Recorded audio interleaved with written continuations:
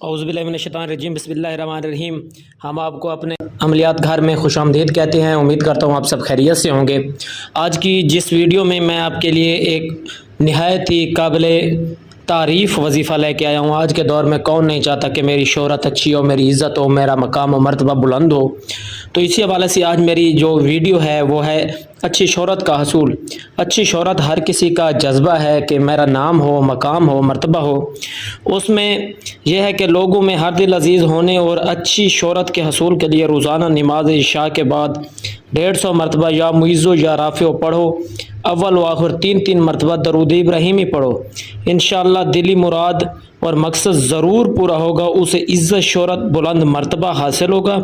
निहायत ही बाहदफ अमल है और इस मकसद के लिए बहुत ही खूब और मुफीद है। उम्मीद करता हूँ आप सब खैरियत से होंगे। अल्लाह ताला आपको सलामत रखे। और इसी के साथ ही तंदुरुस्ती और सियाजाबी के लिए भी एक अमल है।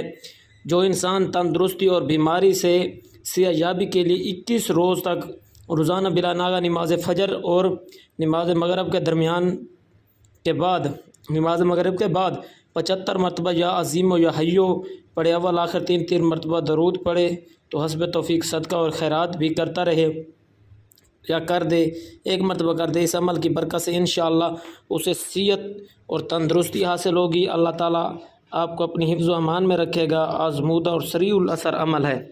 तो हमें दुआओं में याद रखें और हमारे चैनल को भी सब्सक्राइब करें और बेल आइकन को भी दबा दें।